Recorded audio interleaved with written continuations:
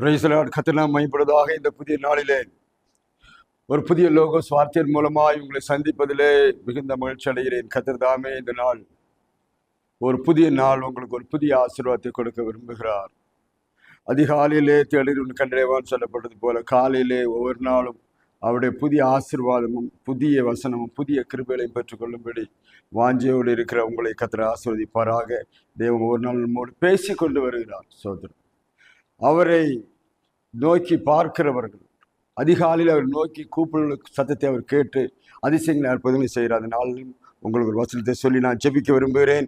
லேவியராமத்தின் புஸ்தகம் 26ஆம் அதிகாரம் 12ஆம் வசனம் இவ்வாறு சொல்லுகிறது. லேவியராமம் 26:12, நான் உங்கள் நடுவிலே உலாவி உங்கள் தேவனாயிருப்பேன், நீங்கள் என் ஜனங்களாயிருப்பீர்கள். நான் உங்கள் நடுவிலே உலாவி உங்கள் தேவனாயிருப்பேன், நீங்கள் என் ஜனங்களாயிருப்பேன் என்று சொல்லி இங்கே சொல்லப்படும். லேவியராமத்தின் புஸ்தகம் ஒரு சட்டத்திட்டங்களை எல்லாம் அங்கே எழுதியிருக்கிறது. இந்த இஸ்ரவேல் ஜனங்கள் எகிப்திலிருந்து புறப்பட்டு வந்த உடனே வழியில் அவங்கெல்லாம் எப்படி இருக்கணும், எப்படி தன்னை சுத்தம் பண்ணி கொள்ள வேண்டும், எது சாபம் எது சாபம் இல்லை, எது சுத்தம் எது அசுத்தம், எல்லாவற்றையும் சொல்லி கொடுக்கிற அந்த வாழ்வின் நடைமுறைகளை சொல்லிக் கொடுக்கிற ஒரு புஸ்தகம் லேவியராமம். எப்படி பலி செலுத்த வேண்டும், எப்படி பலி செலுத்தக்கூடாது என்று சொல்லிக் கொடுக்குற புஸ்தகத்துல தான் அந்த இங்கே சொல்லப்பட்டிருக்கிறது.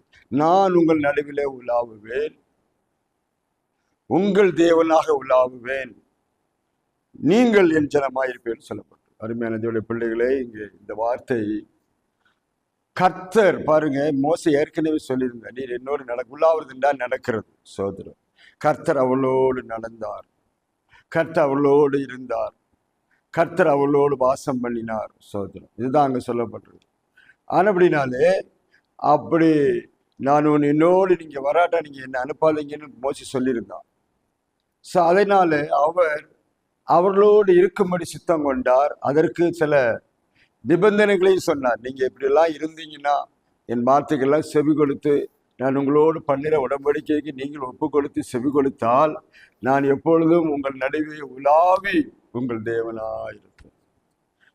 நான் உங்கள் தேவனாய் எப்போதெல்லாம் இருக்கிறனோ அப்பெல்லாம் நீங்கள் என் ஜனங்களாய் இருப்பீர்கள் என்று சொல்லுகிறார். சோத்திரம்.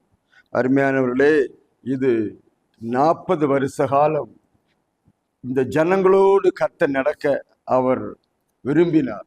ஏனென்றால் கர்த்தர் முதல்ல ஆதாமை ஏவாளை படைக்கும் போதும் கூட அப்படித்தான் அந்த வசனம் சொல்லப்பட்டிருக்குது.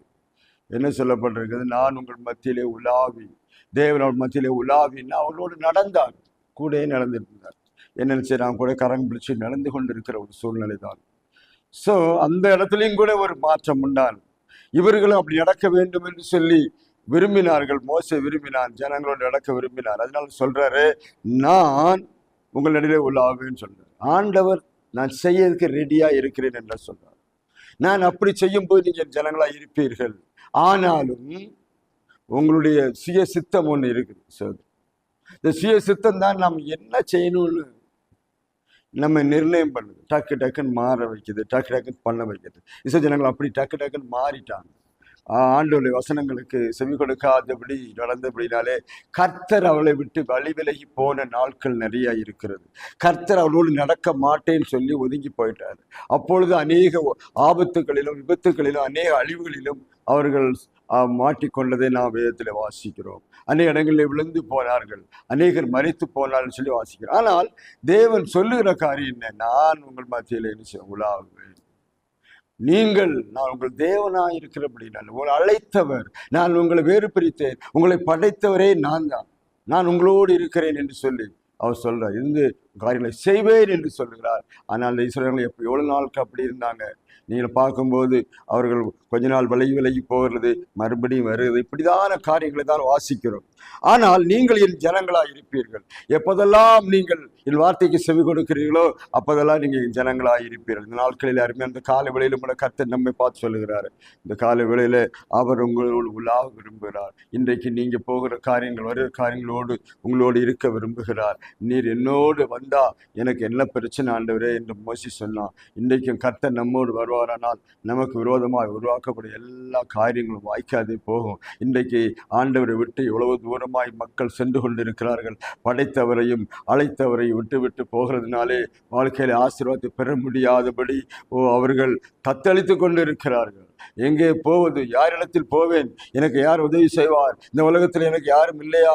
காப்பாற்ற யாரும் இல்லையான்னு சொல்லி பயங்கரமான சவால்லாம் போடுவாங்க. ஏன்னா அவங்களுக்கு தெரியுது கர்த்தர்ட்ட வரும்போது அவர் நம்மளை தேவனா இருக்க விரும்புகிறார். பாருங்க, அவர் நமக்கு ஹெட்டாய் தேவனா இருந்தா அவர் சித்தப்படி நடக்கும். இன்னைக்கு அவரை வச்சுக்கிட்டு அவருக்கு இஷ்டம் இல்லாமடி செய்யும் போதுதான் அவர் நம்மை விட்டு, பாருங்க, பரிசுத்த ஆவியானவர் நமக்கு சீக்கிரமாக என்ன பண்ணுவார்? அவருக்கு பிரியமில்லாச்சதார் அவர் துக்கத்தோடு போயிடுவாருன்னு சொல்லப்பட்டது. அவர் நம்மோடு இருக்கிற தேற்றவாளன் புதிய ஏற்பாட்டில் நாம் அவருக்கு பிரியமில்லாததை செய்யும் போது, நாம் அவருக்கு கீழ்ப்படியாமல் நடக்கும்போது அவர் நம்மை விட்டு துக்கத்தோடு திரும்பி போயிடுவார். மறுபடியும் எப்போ மனம் திரும்புறமோ மறுபடியும் வருவார். சோதரம். அப்படியானால் அவர் ஜனங்களா இருக்கும் போதெல்லாம் அவர் நமக்கு தேவனா இருப்பார். அவரை நம்மோடு நடக்க ஒப்பு கொடுக்கும் போது சொல்லப்பட்டிருப்பார், உலாவுக்கு ஒப்பு கொடுக்கும் போது அவர் நம்முடைய தேவனா இருப்பார். சோதரம். நாட்களில் அதைத்தான் சொல்லி, நாட்கள் நம்ம போகும்போது வரும்போது இந்த புதிய ஏற்பாட்டு நாட்களில் நம்மோடு இருக்கிற ஆவியானவரை கொடுத்திருக்கிறார். நம்மோடு வாசம் பண்ணுகிற ஆவியானவரை கொடுத்திருக்கிறார். நாட்களில் நாம் அதை அறிந்து நோக்கி பார்க்க வேண்டும். அப்படினால அவர் ஜனங்களா இருக்க விரும்புகிறீர்களா? இந்த கால வேளையிலே அவர் ஜனங்களா இருக்க விரும்பினால் நம்ம என்ன செய்ய வேண்டும்? அவர் ஜனங்கள் ஒருபோது வெட்கமடைந்து போக மாட்டாங்க. அவர் கூட இருக்கும்போது நமக்கு எப்பொழுதுமே ஆசீர்வாதம். நீங்கள் என் ஜனங்களாய் இருப்பீர்கள். பாருங்க, நம்ம அவர் ஜனங்களாய் இருந்து கடந்து போவோம். எல்லாம் வெற்றி மேல வெற்றி கிடைக்கும். கர்த்தர் நம்முடைய தாராள உண்மையிலே வெற்றி மேல வெற்றி. இந்த காலவெளியில ஏமாற்றத்தோடு இருக்கிறீங்களா? நேற்று தினம் நடந்த பிரச்சனை நினைத்து கொண்டு இருக்கிறீங்களா? நேற்று தினத்தில் நடந்த இன்சிடென்ட் நினைத்து கொண்டு இருக்கிறீங்களா? நான் என்ன செய்வேன் என்று யோசனையோடு இருக்கிறீங்களா? எனக்கு யார் இருக்கா என்று எப்போ பார்த்தாலும் கேள்வி கேட்டு, எனக்கு அம்மாவும் இல்லை, அப்பாவும் இல்லை, சகோதரர்கள சகோதரிகள் இல்லை, எனக்கு யார் இருக்கா என்று கேள்வியோடு இருக்கிறீங்களா? வசனம் சொல்கிறது, நீங்கள் என் ஜனங்களாயிருப்பீர்கள். கர்த்தரோடு இணைந்திருந்தால் அவர் உங்களோடு இணைந்திருப்பார். நீங்கள் அவரை தேடி அவரை கண்டுபிடிப்பீர்கள். நீங்கள் அவரை நம்மோடு நடக்க உலாவை நீங்கள் அனுமதித்தால் தான் வருவார். மோசே கூப்பிட்டான், வந்தார். சோதரம். இன்றைக்கு காலை வேளையில நீங்கள் கூப்பிடுங்க, ஆண்டவரே எங்கள் நடுவே உலாவுங்க, எங்க குடும்பத்திலே உலாவுங்க, நாங்க இருக்கிற இடத்துல உலாவுங்க, நீங்க வாங்க. அவர் வரணும்னா நம்ம அந்த அளவுக்கு பரிசுத்தமா இருக்கணும். எல்லாம் நினைக்கிறாங்க வாரினா உடனே வந்துடுவாரு. அசுத்தம் இருக்கிறது அவர் இருக்க மாட்டார். அவர் பரிசுத்தர், பாவத்தை பார்க்க மாட்டார், சுத்த கண்ணன் என்று சொல்லப்பட்டிருக்கிறது. அப்படிப்பட்டவர் அவர் சொல்படி கேட்கும் போதுதான் அவர் நம் பக்கத்திலே வருவார். உலாவு. சோதரம். அப்படித்தானே ஏதேன் தோட்டத்தை உலாவி கொண்டிருந்தார். இன்றைக்கு உங்க மத்தியில உங்க குடும்பத்துல உலாவும்படி வந்திருக்கிறார். அவருக்கு பிரியமானதை செய்வேன் என்று ஒப்புக் கொடுப்பீங்களா? இன்றைக்கு அநேக நேரங்களில் நமக்கு இஷ்டப்படி நடந்து நம்முடைய உலகத்தில் உள்ளவர்களை அன்பு கூர்ந்து அவரை விட்டு தூரமாய் சென்றபடினாலே அவர் மத்தியிலே உலாவ முடியாமல் அவர் போய்விட்டார். சோத்திரம். மறுபடியும் கர்த்தர் காலைவெளியில பேசி கொண்டிருக்கிறார். நான் உங்கள் மத்தியிலே வந்து உலாவி உங்கள் தேவனாய் இருக்க விரும்புகிறேன். நீங்கள் என் ஜனங்களாய் இருக்க விரும்புகிறா என்று கர்த்தர் கேட்கிறார். இந்த காலைவெளியில் நீங்க ஒப்பு கொடுத்தால் எல்லா காரியங்களையும் அவர் பார்த்து கொள்வார். சொல்லுவாங்க, மேலே இருக்கிறோம் பார்த்துக்கொள்வோம், மேலே இருக்கிறோம் பார்த்துக்கொள்வோம். மேலே எல்லாம் இல்லை, மேலே இருக்கிறார், உண்மைதான். ஆனால் அதே சமயம் நம்மத்தில் உலாவுகிற தேவன், நம்மோடு பேசுகிற தேவன், நம்மை வழிநடத்துகிற தேவன், இது செய்யாதே என்று சொல்லுகிற தேவன். சோதரம். ஒரு நண்பனை போல கூட இருக்கிற தேவன். சோதரம். இப்படிப்பட்ட ஒரு பாக்கியத்தை பெற்ற ஜனங்கள் வேற யாரும் உண்டோ என்று கேட்கிற அளவுக்கு கர்த்தர் இஸ்ரவேல் ஜனங்களோடு இருந்தார். இன்றைக்கு ஆவிக்குரிய இஸ்ரவேல் உங்களோடு இருக்க விரும்புகிறார். எத்தனை பேர் வாஞ்சி எவ்வளோ இருக்கிறீர்கள்? இந்த அதிகாலை வேளையிலே கர்த்தரை நோக்கி பார்க்க நீங்கள் வந்தார். சோத்திரம். ஆதாமோடு ஏவாளோடு உலாவினவர் நடந்தவர் இன்றைக்கு உங்களோடு நடக்க விரும்புகிறார். ஒப்பு கொடுப்பீங்களா? கர்த்தர் உங்களை ஆசீர்வதிப்பார். நான் உங்களுக்கு ஜெபிக்கிறேன். உலகத்தின் கஷ்டங்களை பார்க்காம கர்த்தரை பாருங்கள். ஜெபிக்குவோமா? பரலோகத்தின் பிதாவே, நல்ல ஆண்டவரே, இந்த காலை வேளையில அப்பா உண்மையோடு நீர் உலாவும் போது நாங்கள் ஜனங்களாக இருப்போம். ஐயா, எங்களை பரிசுத்தப்படுத்து. நீர் எங்கள் மத்தியில உலாவும்படி நாங்கள் எங்களை ஒப்பு கொடுக்க உதவி செய்யும். ஆசீர்வதிங்கப்பா. இந்த புதிய நாள் காலை வேளையில ஒரு புது ஆசீர்வாதத்தை பெற தகுதியாய் மாற்றும். நீர் எங்களோடு வர நாங்கள் ஒப்பு கொடுக்கிறோம். எங்களுடைய நிலத்தை எல்லாம் மாற்றுகிறோம். உண்மை அழைக்கிறோம் ஆண்டவர்.